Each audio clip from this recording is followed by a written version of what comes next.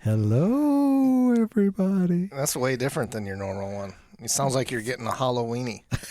What? That sounds gross. Don't say that. You're the one that said your zipper was in the downward position. Haven't you ever had that happen? Like, and you zipper, and then instead of having the zipper part up, it goes down. Then it gets stuck into the little part of your jeans. So as you were walking out and I was standing there, the only thing I could think of was flaccid zipper. Oh my God! This is how we're starting it. That would be a good name for a band. It'd be a good punk band. Flaccid Zipper. You guys can use that. Whoever wants it can have it. There you go. It's all yours. Take it. Just throw me on your credits whenever you. You're not going to get credit for anything. And boy, I never get credit for anything. Are you going to struggle through this episode, Rob?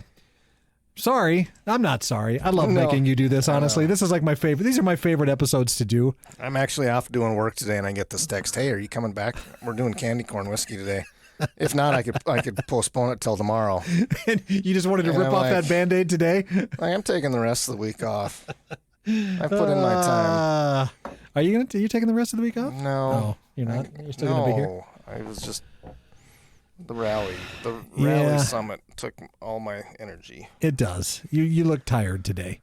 And so I gave you something that's 124 proof. Yeah, that'll wake me right up. Before we get into what we're going to get into here. Barrel dovetail, if you get a chance. Try it. It's good. We will, we're going to dive into a little Halloween. It's way better than the seagrass. Scariness. I don't care what they say. For whiskey. I love stuff like this. God, I love stuff like this. Researching this stuff, I spent all day. I didn't do half of the rest of my job today.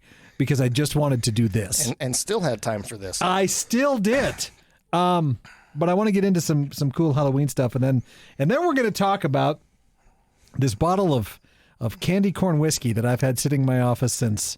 Oh, he was just absolutely giddy, folks. Oh, back in August, I think, is when Bruner sent me the text saying that it was available. And I rushed out there and grabbed a bottle. No, wasn't that when I got the twice barreled rye and you got this. Yeah, could very well have been this. And I think I was easily more excited than you when it came to that, too. That was absolutely true. Although that twice-barreled rye is pretty damn good. And I think we're going to try to make a cocktail out of this, which I said I was going to research whether it was the first or not, but I didn't. So I'm just going to say we're the first to do it. It's the first on Whiskey at Work. Yes. The first one of these. Right. Why are you shaking? But I think I don't know. That's a good question. Why am I shaking? It is whiskey adjacent, isn't it? They make these cute little screwball peanut butter whiskey cans that are they're like 2 shots of it. Yeah, is what it is. I'm getting sick just looking at it. I shake it. Anyway, all right, let's get into this. I want to talk about scary stuff. But first, I want to talk about an auction that's coming up that I don't know if you want to pull your money in with me a little bit. Is it your money or is it Joni's money? No, it'll be my money and your money. It's being called the most sought after Scotch whiskey. Okay? This is according to Sotheby's. So right there, we don't have enough money between us. We're going to need Joni's money. It's a 96-year-old bottle of single malt Macallan. Estimated price $1.4 million. It's the Macallan Adami 1926. Advanced bidding starts November 1st. If you're interested, we should bid early. Yes, let's see if we can get the first bid in on that one. $4. Just to say we did. Whiskey at Work bids $4.27. This has been aged in sherry casks over 6 decades. 40 bottles of it were bottled, making it the distillery's oldest vintage. 12 of the bottles had their labels designed by Italian painter Valario Adami. Just the 12. You know, Valario. Just the 12. Just the 12 did. What was on the other bottles? That's a good question.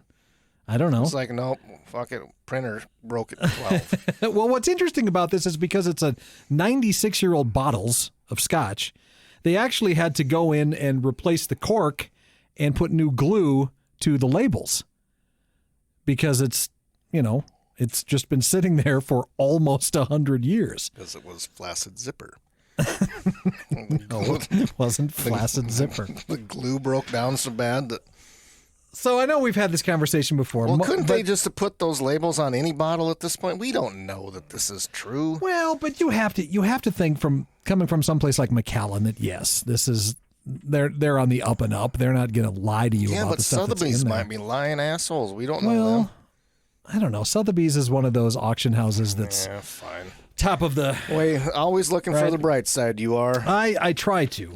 Okay, so We're yin and yang, folks. here's what'll lead me into the haunted version of this podcast that I want to do today. Have you ever heard of? They call it the Lost Distillery Collection. Have you ever come across this in any of your readings of anything? Was it the whole distillery was lost or just the collection? No, it's a range. Sometimes you think you're funny. It's a range of these whiskeys. I think I'm funny Okay. most of the time. Most No. of the other people Right. agree to disagree, I guess. There's these two guys that got together and started this this company called the Lost Distillery Company. What they have done is they have gone to all of these distilleries that no longer exist in And Scotland collected a bunch of stuff. and found what they believe are the mash bills from these distilleries that haven't existed for 100 years. What they have gone and done is then worked with master blenders to create the whiskey as it was from those lost distilleries that don't exist anymore. So they blended it, but they didn't really distill it. From Right. The original But mash bill. they created, they found that mash bill and then tried to recreate those distilleries that didn't exist anymore. That's- Reaching back into the past, the ghostly past, right, Rob? You were weird. But okay, I don't get it. Why? The whole thing was to preserve the tradition of Scotch whiskey from these distilleries that don't exist anymore. I understand, but Yeah. why wouldn't they just, if they have the mash bill, why wouldn't they just distill it again and then ta-da, you have it, instead of guessing what it might taste like and blending it together? Well, I think that's the point, though. You want to try to recreate the exact flavor of it. Well, how can you tell that But I from don't- something written on a piece of paper? Why weren't you? I why was- why I didn't you assumed- work for like the police department, Rob? Huh? Well, Why didn't you wouldn't do that instead? Wouldn't it be easier to get the true flavor of what the mash bill tastes like by just distilling it? Let me read you this paragraph. Oh, good. Once they had a good understanding of the whiskey, these two guys From Lost Distilling Company. begin to recreate the lost flavors. They worked with master blenders to create whiskeys that were true to the original style of each distillery. And they have over 20 whiskeys that represent a different lost distillery.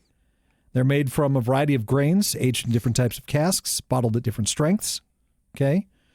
And they've won numerous awards for these whiskeys. So are they actually doing any distilling, or are they taking scotch that's already a thing and thinking, oh, this is what it must have been like 100 years ago? The second one, I believe, is what they're doing. Well, shit, anybody can do that. Well, I don't really. Anybody Well, can I do don't that. know. How can you tell me, what is a 20-year-old Scotch whiskey going to taste like that's made out of malted barley, which is what it is? Holy shit. It's just going to taste like Scotch. I don't... These distilleries that existed 100 years ago. They're trying to match up a flavor that they haven't even tried to distill on their own. I don't. Well, I don't think you need to try to distill it. I think you can take the ingredients and the instructions from it and recreate it now through sourced Do you think whiskeys, Do you? right? Do you think, for example, could you, without knowing what Jack Daniel's tastes like and just knowing that it's 60% corn and 20% rye and 20% wheat or whatever the mash bill is, you think you can just go, okay, well, if I do that and blend these 7 whiskeys together, that's going to taste like Jack Daniel's? The answer is no. Well, maybe. How? I mean, why? If maybe. you don't know what it tastes like, because you didn't distill it the way that they distilled it, are you going to be able to blend these whiskeys together and say that this definitively tastes like that? Let me read you another paragraph. I can't hardly wait. These two guys spent years researching the history of Scotland's lost distilleries. They visited the sites of the lost distilleries, spoke to former workers, and studied historical records. Their goal was to learn as much as they could about the whiskey that was produced at each distillery. Did they taste any of it? Did they distill any of it? They worked with master blenders to create And they worked with that were master- true to so- the original. So the answer They still didn't distill it. is No. But I don't think So that they- matters. So they don't know what it tastes like, and they didn't distill any of it themselves. talk about that story anymore. It's done now. Took all the fun out of it. You ruined the magic for me, Rob. How's that bourbon going down over there, pal? Well, better than your crappy stories so far. Are you going to tell me something good? Yes, we'll tell you something good now. There's more goodness coming. Before we get into this super exciting whiskey that to I'm be followed by the other really excited to tell you goodness. about. I love Dovetail. I don't love 0.7 proof. You should try it. I don't love barrel. Dovetail is pretty good. This whiskey was finished in rum, port, and what's that word say? Dun Vineyard Cabernet barrels. Okay. Anyway, that's not the whiskey we want to talk about. That's your prep whiskey for this. This is my primer. Right. This is to get you going into what's going to be So I can tell all of phenomenal. the other people that have never distilled whiskey how to blend it together and make it taste like this. All right. I'm going to have you let that go now. We're just going to have you drop that. You clearly have learned nothing over our years together. I know. I haven't. But I'm just going to ask nice because I don't think because I don't think I've ever asked nice before for you to just stop doing that. No, is that going to work? Yeah, we'll see. Okay, it's better than shut up, I guess. Do you like the paranormal? I don't like is a weird word. Well, do you enjoy? It's intriguing. Okay, those are the movies that scare me.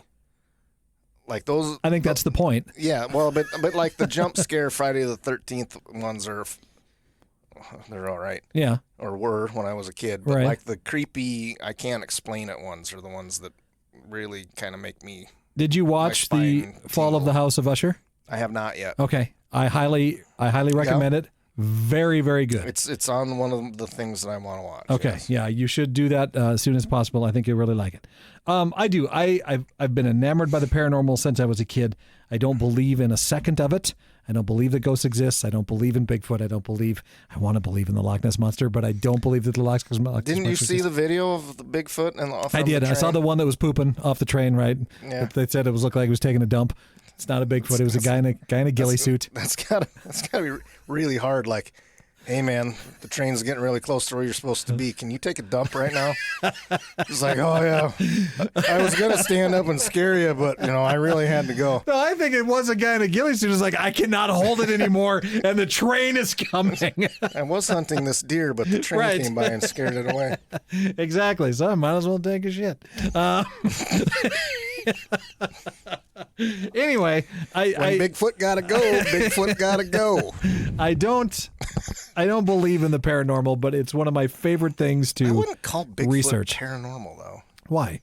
Well, I don't know. Technically, those are known as spirit. They're known as cryptids. That's where cryptozoology comes thank into. You for, cryptids, yeah. Thank you for boring the shit out of us. That's what they would be known as. Terminology. Look, I dig into this. I love this stuff. I love to research a lot of these things. So it got me down a path of looking at talking to an engineer sometimes. Whiskey and the paranormal, wondering if there was any such connection. And boy howdy, Rob, is there? There is so much, but then obviously because of the lost distilleries, probably. Right? All of them that just imagine all those haunted bare fields where distilleries used to be. In Scotland. Yeah, right? Now they're the home of a master blender trying to recreate their flavor.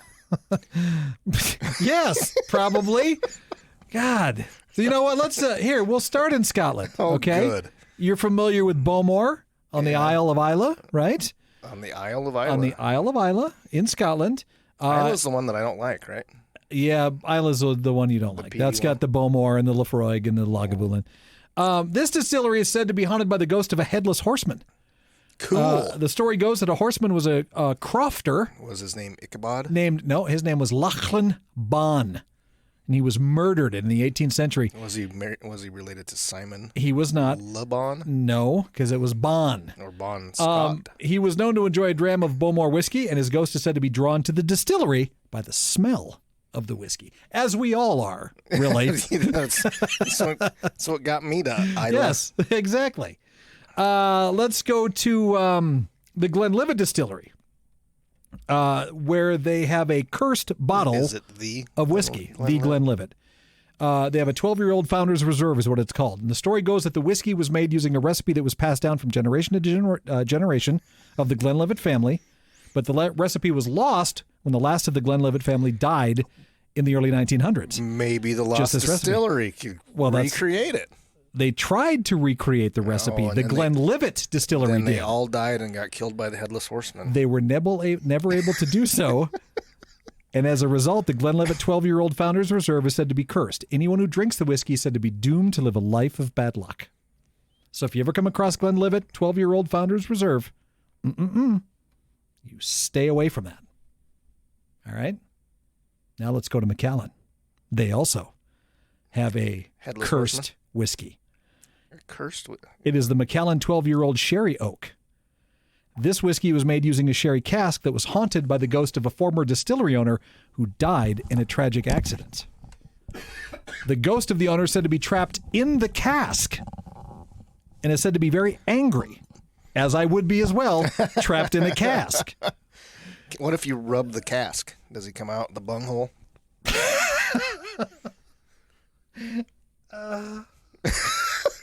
Come on, that was completely off the cuff. We haven't even talked about this. That was funny. That was funny, but it caught me in a laugh cycle. I'm going to have to sit with that for a minute. Yeah.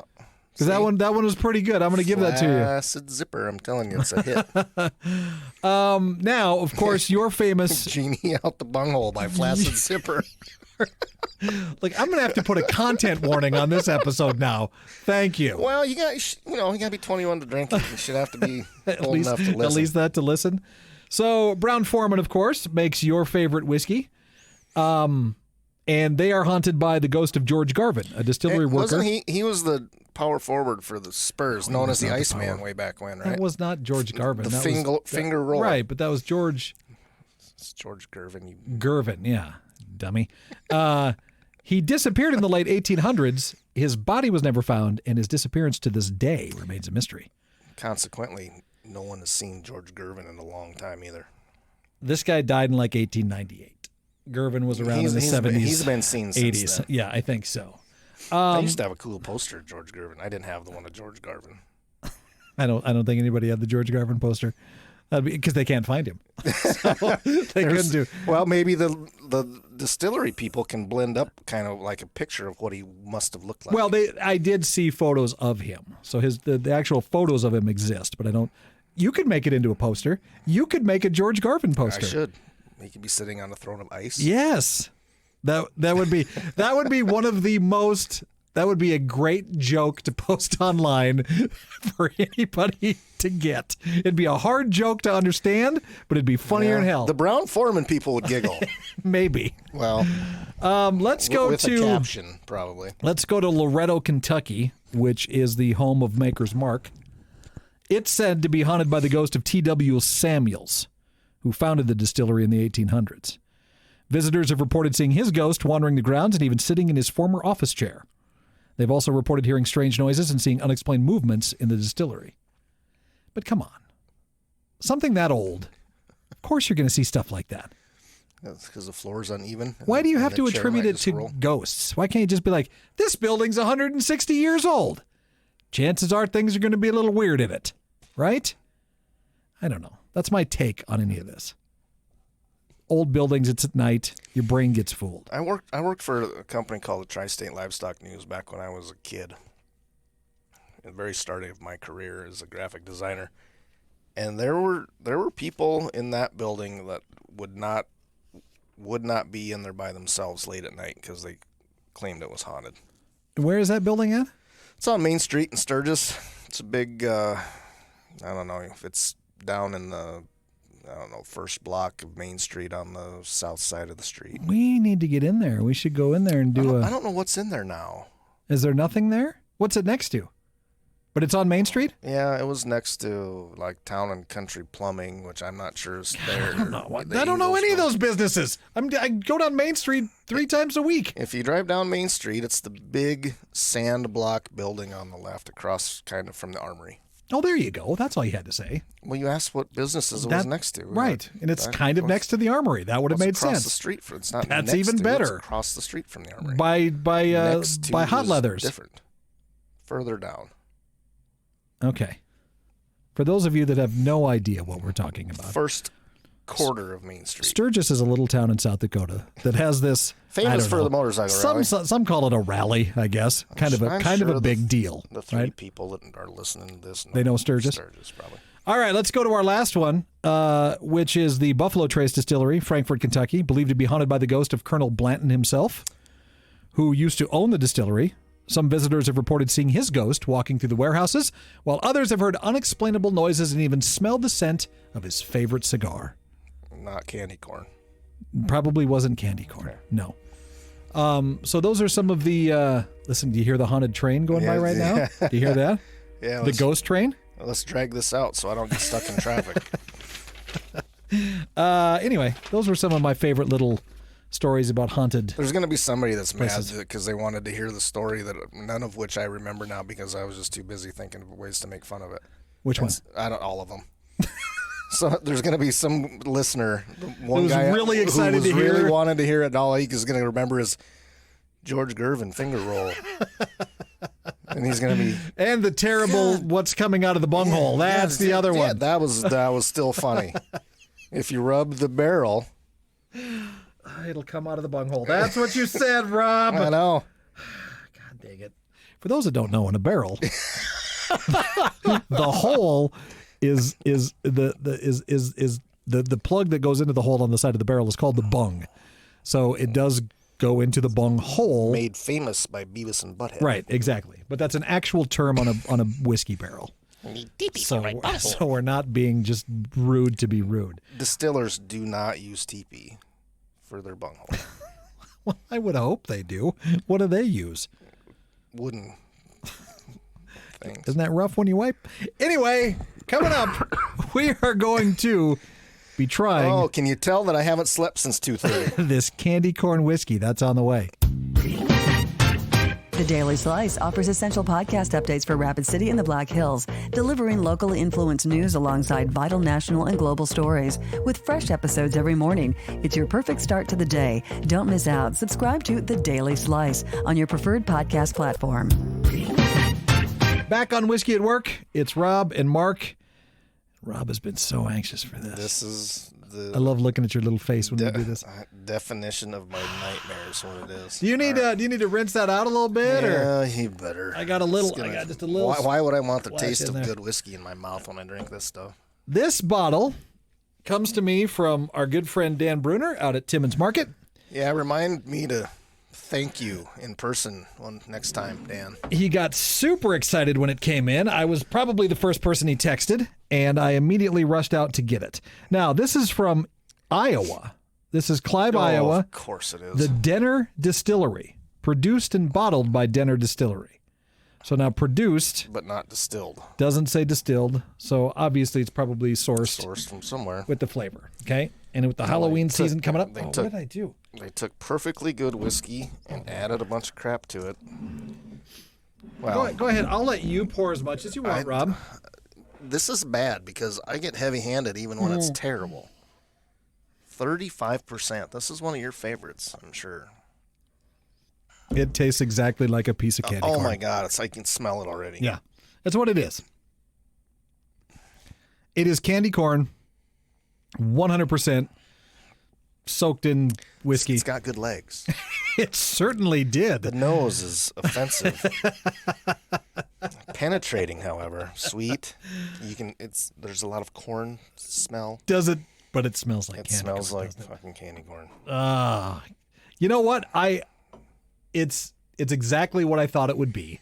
I mean, there's no surprise in any of this. It's right? not even. It says candy corn, right? Candy corn flavored whiskey on it, right? I mean, what else would you get from it? But it's not like they're subtle hints of candy corn. No, but consider the other flavored whiskeys. Consider anything that's even the Screwball whiskey, or the Jack Daniels and it's flavored, and the Crown and it's flavored, and the Jim and it's flavored.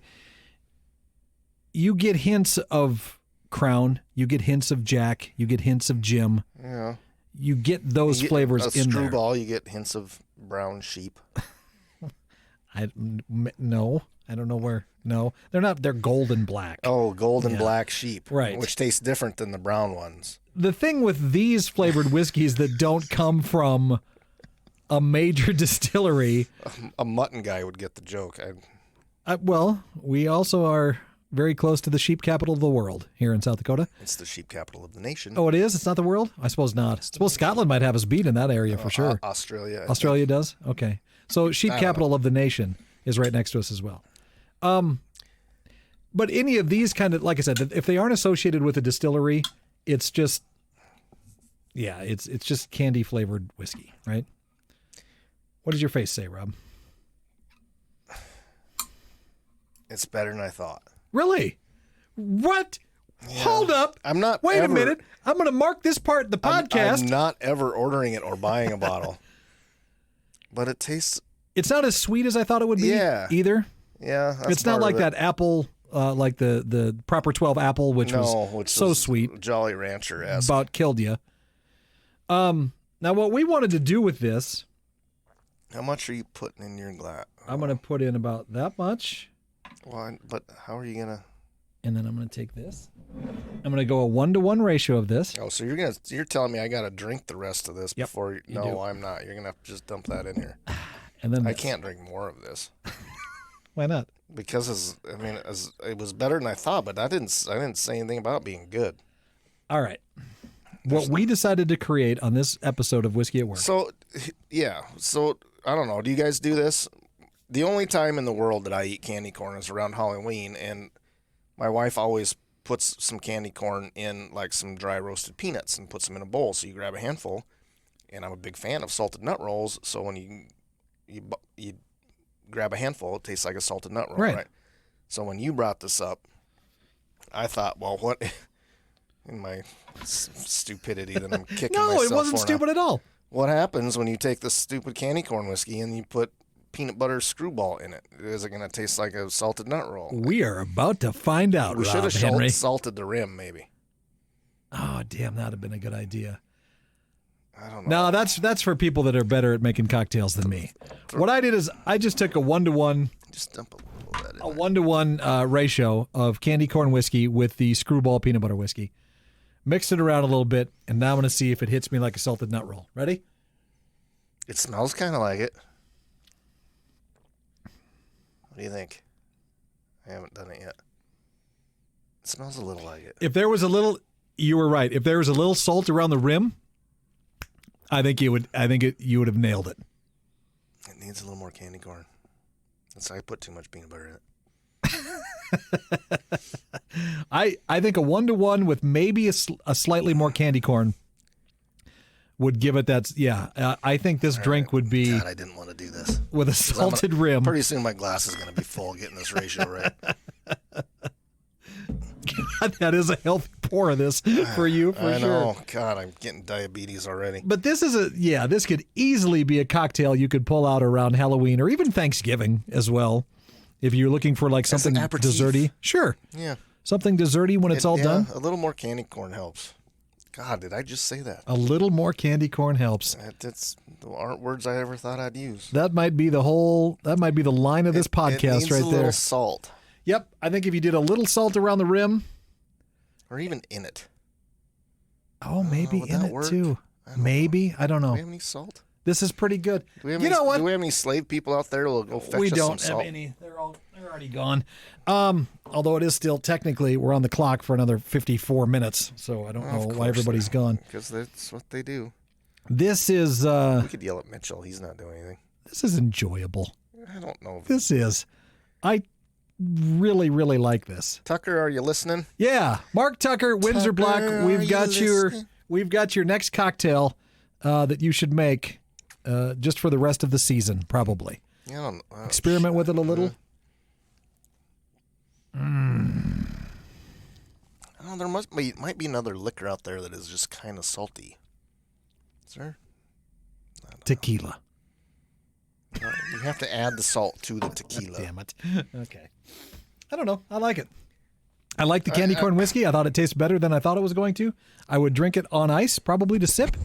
I also obviously I'm a huge fan of Screwball.